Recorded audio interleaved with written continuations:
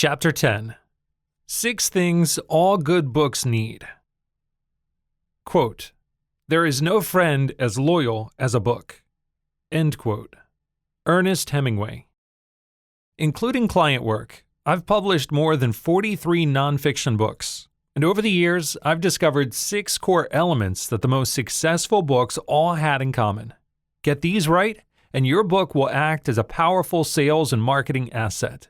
Ignore these elements, and you'll have a hard time gaining traction. Here they are. Number 1. Good and useful information. The beauty of a short book is that you don't have to hold back any secrets. This isn't a webinar or a VSL where you only give a little tease. Lay it all out there. Tell your story. Teach your method. Bear all. Your job when creating your book is to pack it as full as possible with as much useful information that you can pack into 100 to 150 pages. But what do we mean by good and useful? First, we want actionable content. Can the reader do something about what you are teaching them in the book? Are there exercises that they can engage in to improve some aspect of their life based on the information that you are providing? Let's do an exercise right now to illustrate. Take out a piece of paper and write down your dream client. Describe them briefly. Who are they?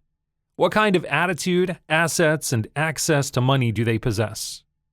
Now, write down 2 or 3 ways you could make their life better. How could you help them? What kind of service offering would you recommend for them? Would you coach them? Do a done-for-you service? Make them a digital course?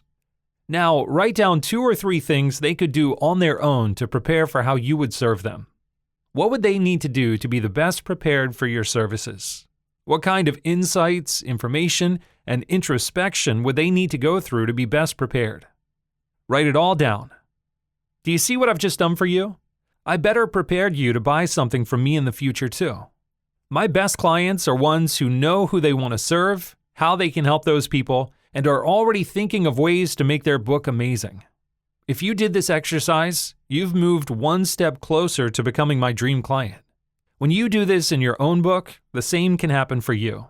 Your reader might not become a client tomorrow, but they'll at least have started on that journey moving forward.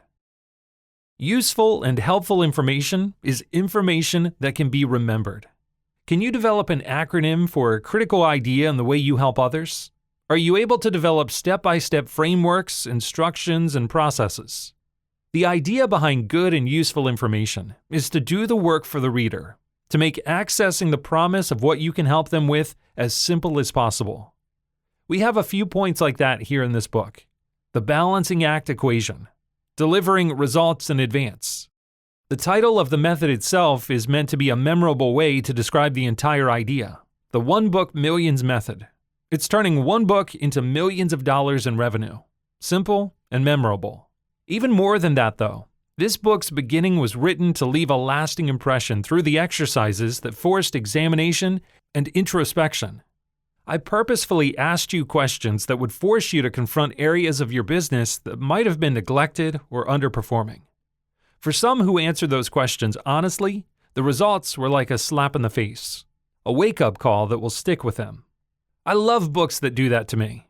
A few that I've read which have done the same include Profit First by Mike Michalowicz, The War of Art by Steven Pressfield, The 80-20 Principle by Richard Koch, and Mastery by Robert Greene. The list is long, but books that have helped me the most in my life were those that forced me to take a hard look at my reality and realize I was off track.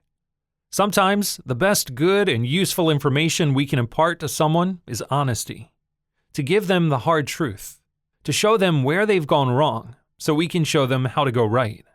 However you deliver it, your number one goal with your book ought to be to serve the reader. Sure, you might only sell your book for around $5 like we're selling this one, but if you put care and attention into it, your reader is guaranteed to get at least one positive thing from their purchase. And that, my friend, is the secret to gaining a loyal customer and client for life. Number 2, a unique mechanism. Whether you realize it or not, the way that you approach the thing you do is unique. Even if you believe that what you do is exactly the same as everyone else, your opinions, shortcomings, strengths, shortcuts, extras, and the way you conduct yourself means it's impossible to 100% copy someone else. Unless you are a total piece of trash and actively try to steal from people through direct copying. The problem with most business owners is they don't recognize, understand, or sit down and think about what it is specifically that makes their approach unique. They haven't put in the mental effort to purposely differentiate. In 2020, at the time of this writing, the market in nearly every coaching, agency, course business, and freelance business is saturated. The opening of the internet has lowered the barrier of entry for new businesses to pop in. And there are likely at least a dozen people as good as you at what you do, trying to compete for the same customers and clients that you are trying to compete for. But nobody does it quite like you. That subtle but important difference is called your unique mechanism. Let me give you an example. With the book you are reading right now, I help coaches, consultants, freelancers, agencies, and course creators land more customers and clients using internet marketing principles. I am in a very saturated, very overcrowded, very competitive market. You've probably heard 100 people say they do exactly the same thing I just said.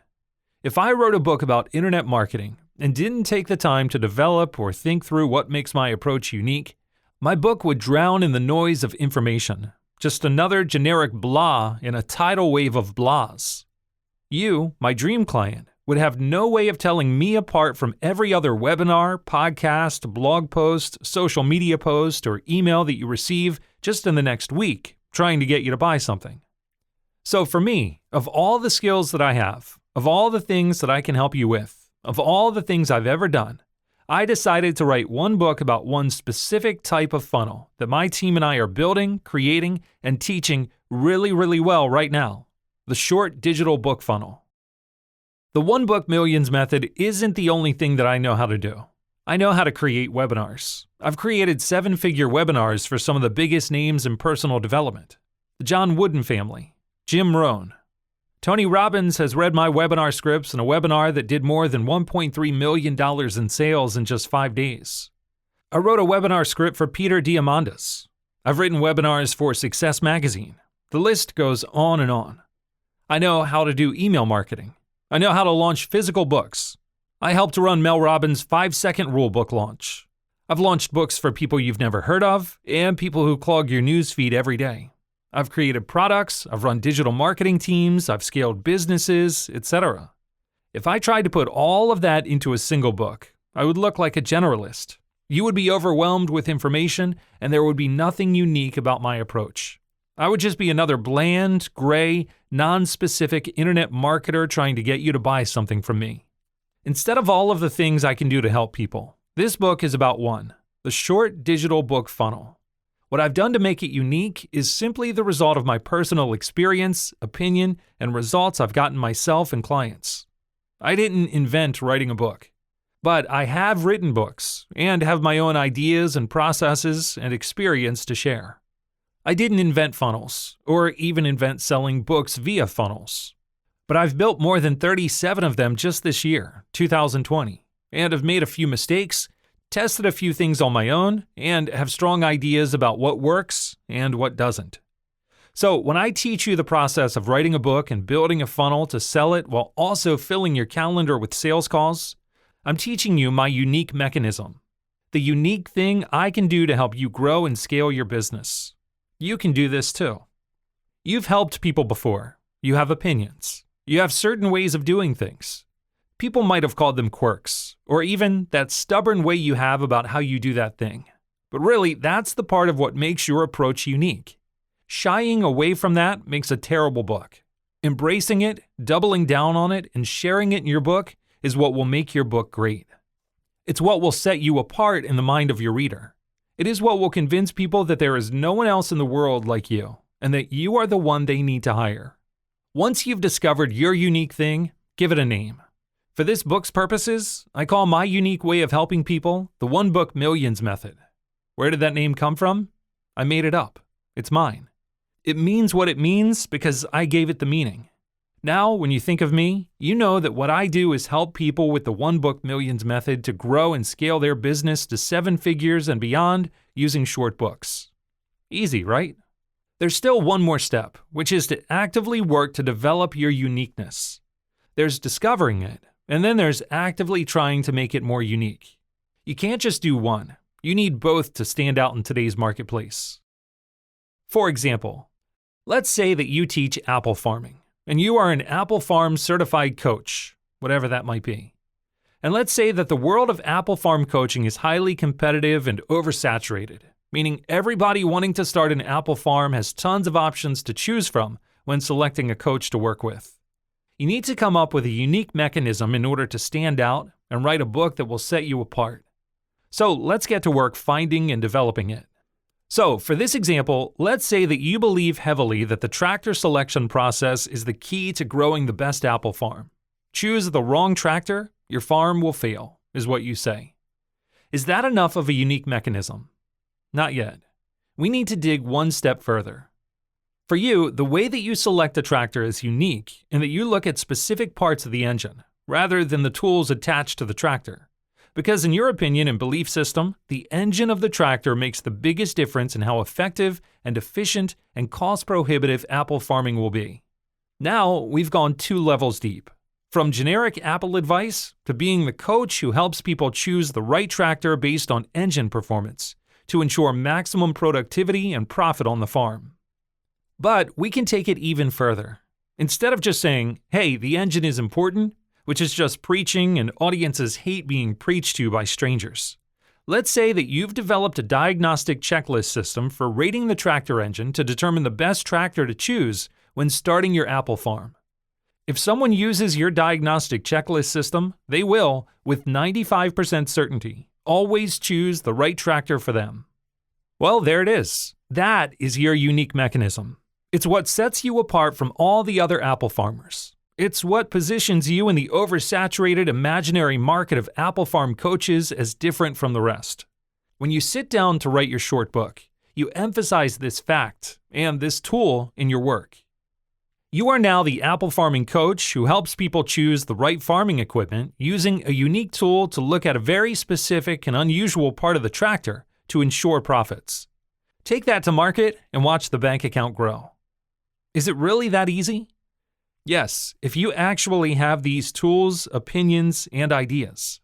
This is incredibly easy for people who have already served clients. It's harder for those who have never actually done what they want to sell. You can imagine why. Whenever we work with clients personally, we spend a great deal of time massaging, brainstorming, and developing the unique mechanism. Why? Think about how powerful that has been so far in this book for convincing you that I am different from other how to grow your business online consultants, etc. You know exactly what I can do for you, why it will uniquely benefit your business, and you might even see that I am uniquely qualified to get you results using what I've taught you so far. It's a simple but powerful concept that is more easily applied than it appears if you're willing to think it through and put in the work to develop it. All good short books possess and are centered around a unique mechanism. It's a profitable and worthwhile activity to find and develop yours. Number 3, a clear benefit.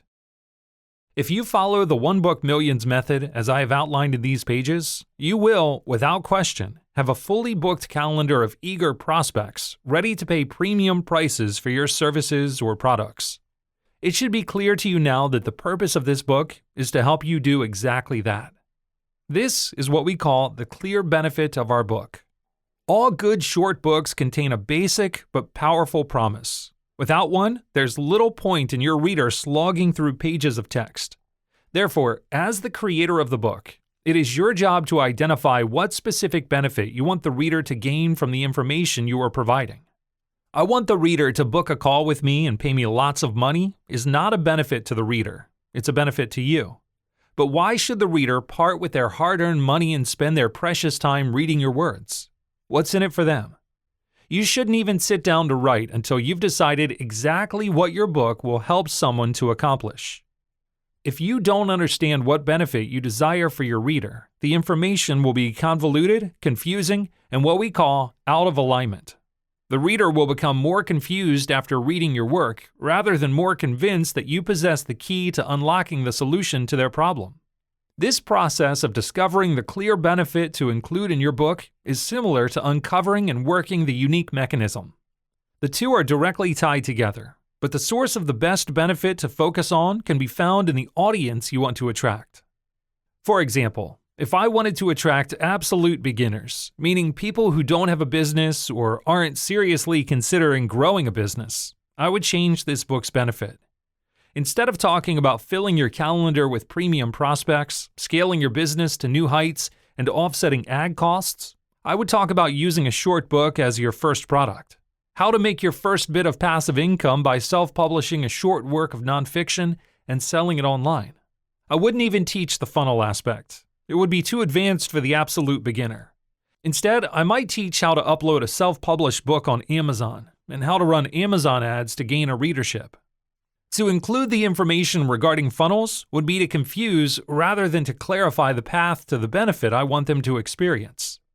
Good short books are guided by a clear benefit. Good benefits are guided by understanding what the audience you desire to attract wants. I don't want to attract newbies. The back-end offers that I have in my business now are best suited for people who already have an existing business. Therefore, the benefit I chose for this book attracts those individuals. So, start with your dream client first. Who are they, and what do they really want? Now, make them a promise of how you can help them by teaching them stuff in a book. There's your clear benefit. Let it guide your writing, help you to keep your work short but helpful, and use it to then turn those readers into clients as you invite them to take the next step to get extra help getting that benefit. Number 4. Proof. More often than not, whenever I'm giving a talk at a seminar and I start diving into proving claims, getting social proof, and establishing arguments for your benefits, I can sense in the audience a rising level of nervousness. For some reason, we have come to believe that the only marketing that works is something called results-based marketing, which is where every week you have a new case study, and every week you share that case study with your audience. Don't get me wrong, results-based marketing is how I run my email list. Even within this book, I've used results-based marketing examples. However, I am also a realist. It takes a significant amount of work to produce case studies at the volume that my company and I currently produce them.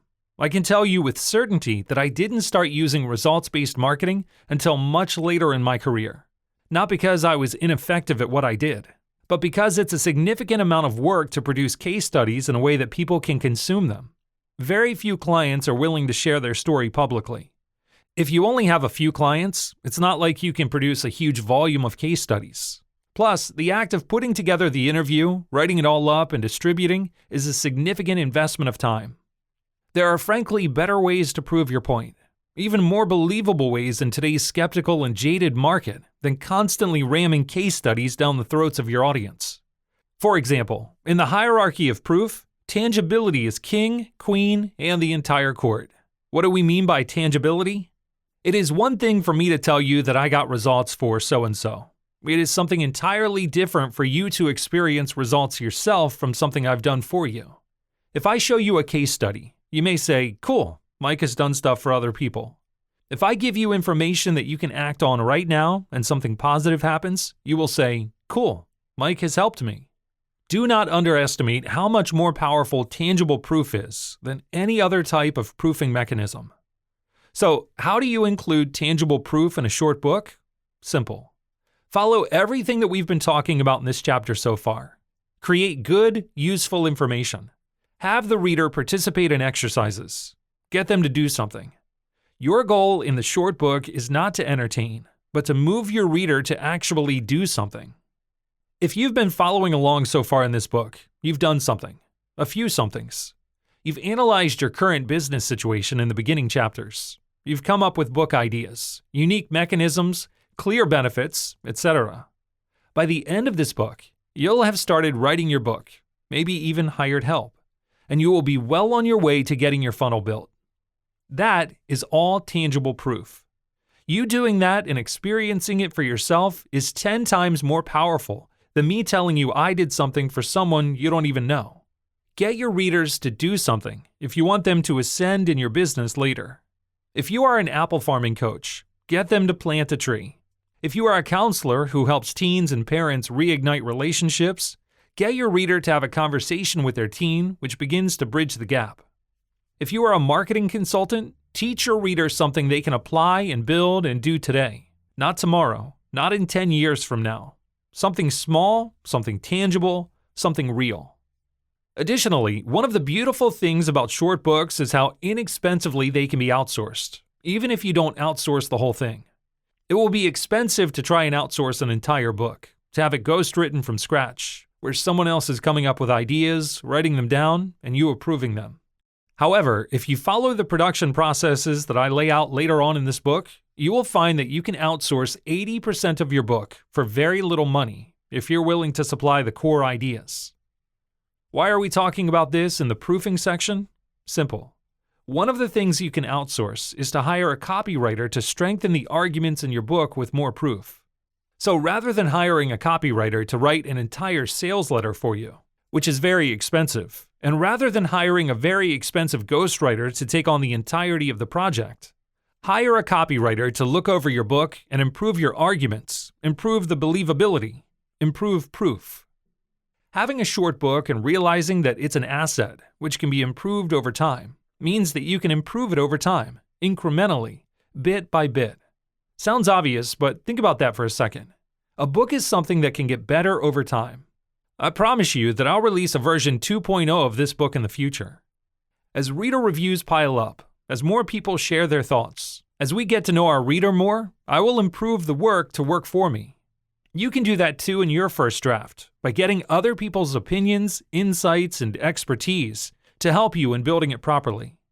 When you do this, the end result is a 100 to 150 page asset that pre-qualifies and pre-sells your reader, turning strangers into dream prospects ready to pay premium prices.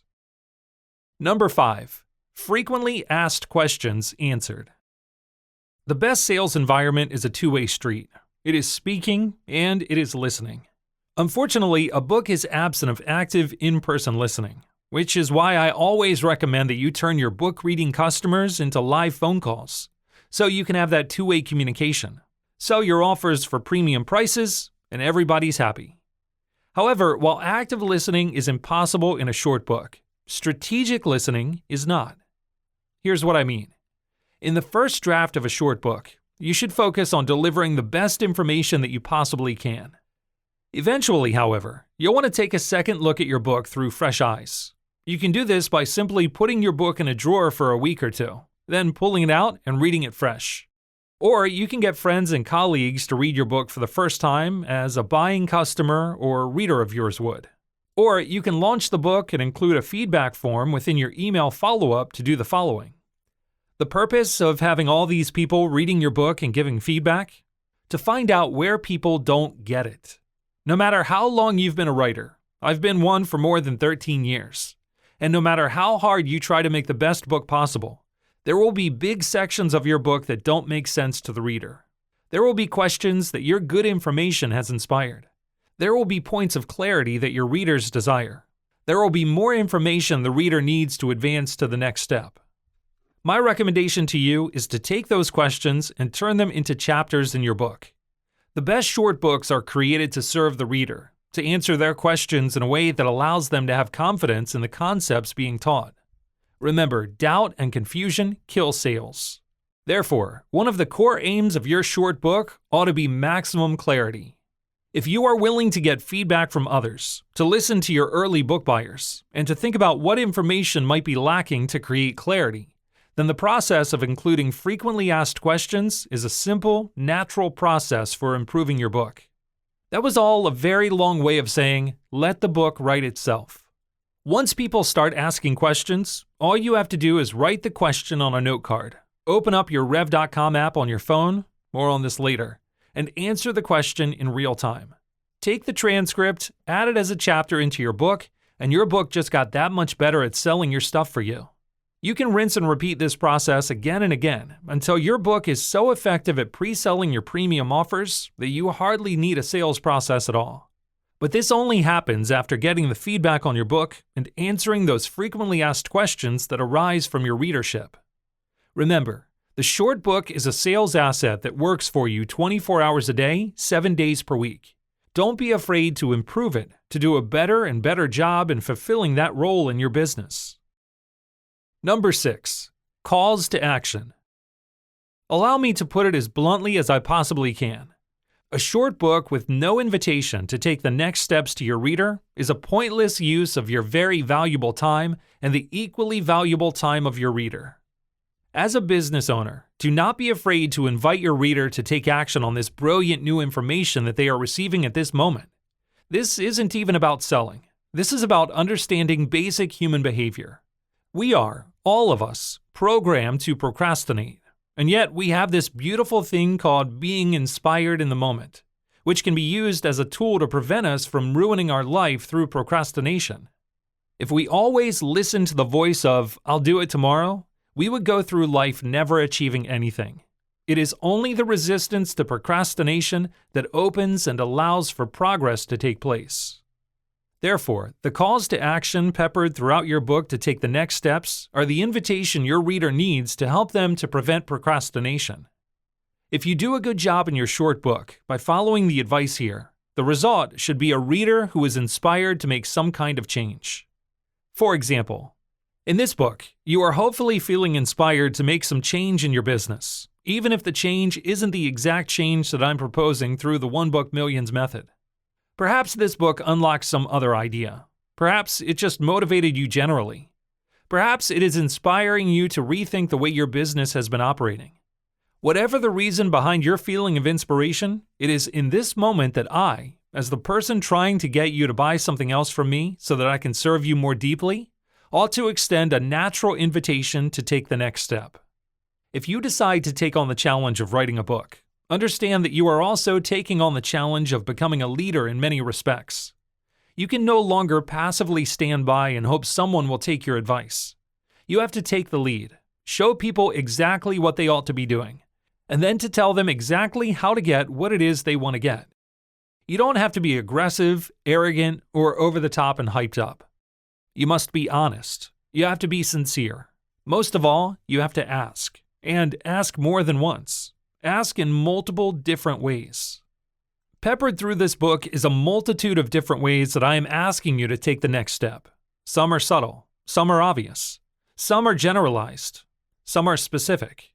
Most importantly, there are many invitations beckoning you to let me and my team help you to implement these strategies because we know they work. Putting it all together. Hitting all 6 points of a good short book takes work. I won't sugarcoat it. You'll need to dig deep to stand out. However, if you're willing to put in that work, to do what others won't, you'll be able to live the life that others can't. You'll experience life as a business owner who has done the work to set their business up for success. What I can promise you is this: write a book that helps people, and you'll be amazed at what a ripple effect that can have on your business, on your personal life, and on the lives of those who read your work. Trust me when I say it's worth the work to do it right. Key chapter takeaways. Good short books contain the following 6 elements regardless of the topic, niche, or market. Number 1. Good, useful information. By good and useful, we mean actionable content and information that can be remembered. Number 2. The unique mechanism.